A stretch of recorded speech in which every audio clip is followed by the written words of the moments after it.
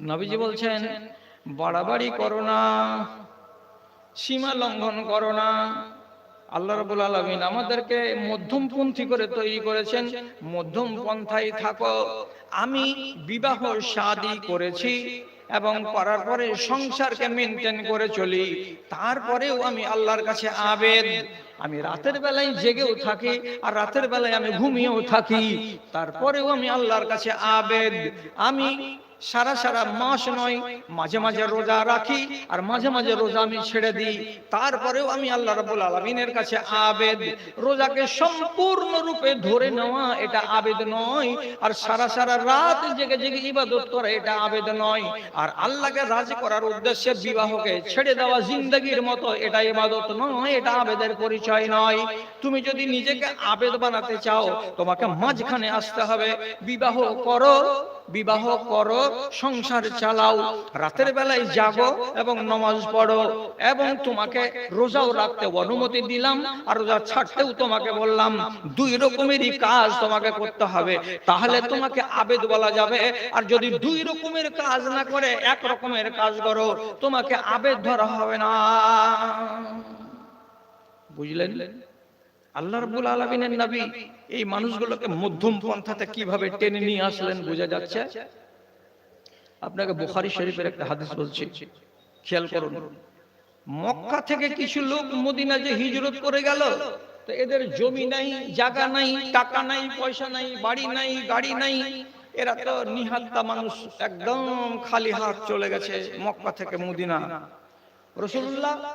রাসূলুল্লাহ ভ্রাতৃত্ব স্থাপন করে দিলেন। প্রত্যেকটা আনসারীর সঙ্গে একটা মুহাজির মানুষের বন্ধুত্বালি করে দিলেন। এটা তোমার ভাই, এটা তোমার ভাই, তুমি তোমার ভাইয়ের সম্মান করো, তুমি তোমার ভাইয়ের সম্মান করো। এই যে ভাই লাগিয়ে দিলেন, এটা মারপেটের ভাই নয়, এটা লাগিয়ে দেওয়া ভাই। রাসূলুল্লাহ ভাই লাগিয়ে দিলেন। তো হযরতে সালমান ফারসি রাদিয়াল্লাহু তাআলা আনহু যখন হিজরত করে মদিনা এলেন, তো রাসূলুল্লাহ করলেন কি, একজন আনসারী সাহাবী, তার নাম হলো আবু দারদা। আবু দারদার হাতে হাত দিয়ে বললেন, এইটা তোমার ভাই হলো, একে তুমি আজ থেকে ভাই বলবে। ঠিক আছে? দুই ভাই, এই বিদেশি ভাইটার খেয়াল রাখে, মদিনার ভাই দুঃখ সুখে দেখাশোনা করে, খানা পানির ব্যবস্থা দেয়, যেহেতু আমার ভাই। তো তখন পর্দার বিধানটা এত শেষ পর্যায়ে নাজিল হয়নি। একদিন সালমান ফারসি রাদিয়াল্লাহু তাআলা আনহু বেড়াতে চলে এসেছেন নিজের ভাইয়ের বাড়িতে। আবু দারদা বাড়িতে নাই। ভিতরে যদি গেছেন, তো আবু দারদার বাড়িওয়ালিকে দেখছেন ঘর গৃহস্থালির কাজ করছে।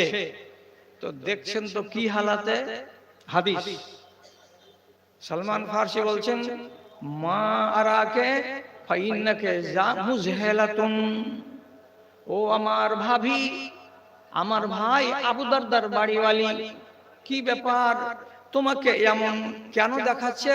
তুমি এবড়ো খেবড়ো কেন হয়ে আছো? তোমার মাথার চুলে চিরুনি কেন করা নাই? তোমার মাথার চুলে তেল কেন দেওয়া নাই? তোমার শাড়িগুলো চিকন চাকন কেন নয়? তোমার শরীরটাকে সুন্দর করে তেল টেল লাগিয়েই কেন জুতসই করে রাখনি? একটা মেয়ে ছেলে বাড়ির ভেতরে থাকবে, তো একটা জিনাত করে থাকবে, হয়তো তার চোখে একটু কাজল থাকবে, হয়তো তার মুখগুলোকে চিকন করে ধুয়ে মুছে কিছু পাউডার লাগিয়ে রাখবে, তার পরনের কাপড়টা হয়তো পরিপাটি করে রাখবে। এমন কিছুই কেন দেখতে পাওয়া যায় না? ফাইন্নাকে মুজহালাতুন, তোমাকে দেখে লাগছে কেমন একটা অজ গ্রামের মেয়ে ছেলে, যারা সভ্যতা বুঝে না, যারা সাফাই বুঝে না, যারা জিনাত বুঝে না, যারা পরিষ্কার পরিচ্ছন্নতা কে জিনিস বুঝে না, এমন এলোমেলো এলোমেলো হয়ে তুমি কেন আছো? আমাকে দেখতেই তো অবাক লেগে গেল। তোমায় সাজনি কেন জি ভাবি, এইরকম কেন করে আছো, কি ব্যাপার? তখন এই মহিলা জবাব দিচ্ছে সালমান ফারসিকে, ফাইন্না আখাকা লা হাজাতা লাহু ফিদ দুনিয়া, ও ভাইজি, দেওরজি, তোমার ভাইয়ের কথা কি বলবো? তোমার ভাই দুনিয়ার দিকে চোখ তুলে তাকায় না, আমার দিকে চোখ তুলে তাকায় না। আমি খেয়ে